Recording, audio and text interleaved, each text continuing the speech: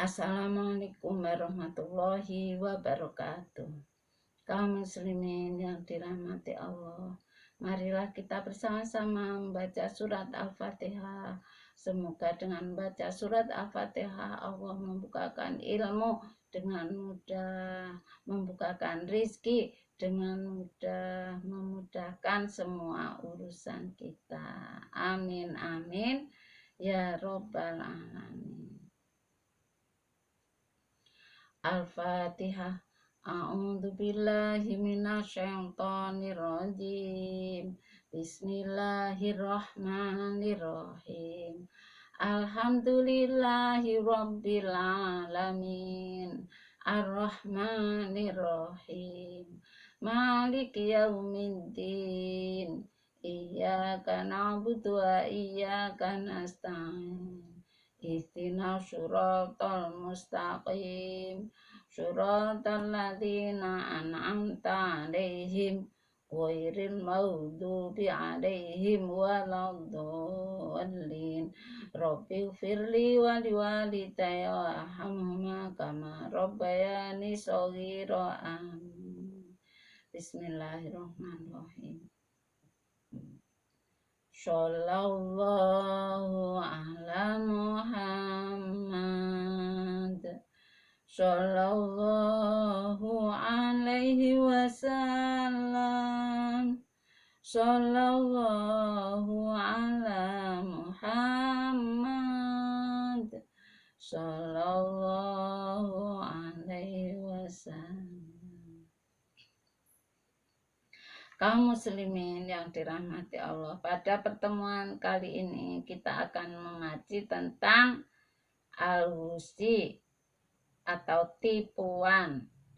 Abu Hurairah radhiyallahu an berkata, Rasulullah shallallahu alaihi wasallam bersabda, yang artinya, barang siapa yang menyerang kami dengan senjata maka ia bukan dari umatku, dan barang siapa yang menipu kami juga bukan dari umatku.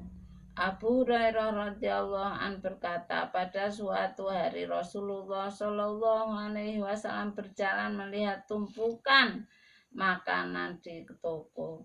Maka Nabi Muhammad shallallahu alaihi wasallam memasukkan tangannya ke dalam makanan itu dan didapatkan di dalamnya ada yang basah, lalu bertanya, apakah yang basah ini, hai penjual makanan? Jawab penjual itu, terkena hujan ya Rasulullah.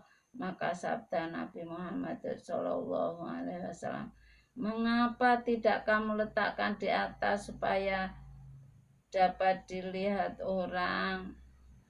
Barang siapa yang menipu kita maka bukan dari umatku. Ibnu Majah meriwayatkan Nabi Muhammad SAW bersabda, barang siapa yang menjual sesuatu yang ada aib, celah, cacatnya, lalu tidak dijelaskan pada pembelinya, maka tetap berada dalam murka Allah dan selalu dikutuk oleh malaikat.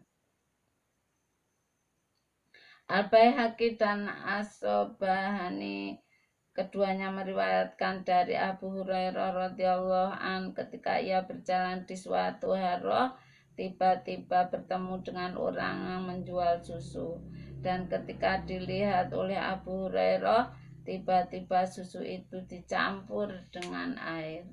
Maka Abu Hurairah radhiyallahu an bertanya pada penjual itu, bagaimana keadaan pada hari kiamat jika diperintah pisahkan air itu dari susu?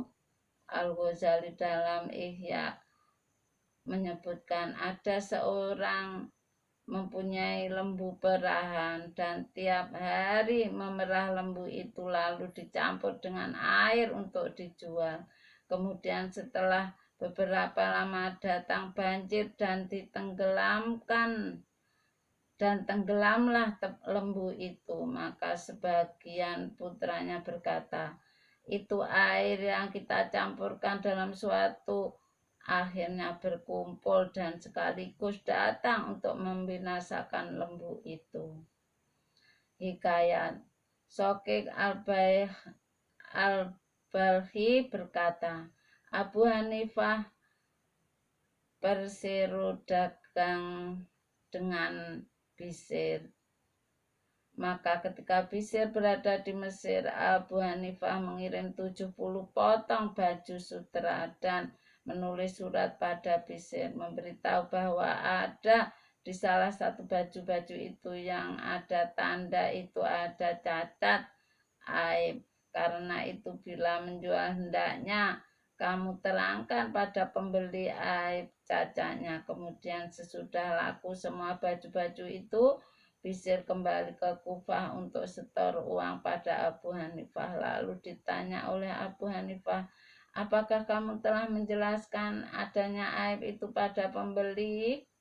Jawab Bishr, saya lupa terhadap aib itu. Maka Abu Hanifah menerima semua uang itu lalu disedekahkannya. Sedang bagian Abu Hanifah dari uang itu 1000 dirham. Sambil berkata, uang yang telah kemasukan subhat saya merasa tidak perlu, tidak penting bagiku. Peringatan tipuan yang haram itu jika penjual mengetahui bahwa sekiranya pembeli itu mengetahui aib itu, tentu tidak akan membeli dengan harga itu. Maka wajib memberitahu padanya juga orang lain jika mengetahui aib itu lalu akan diambil oleh orang itu.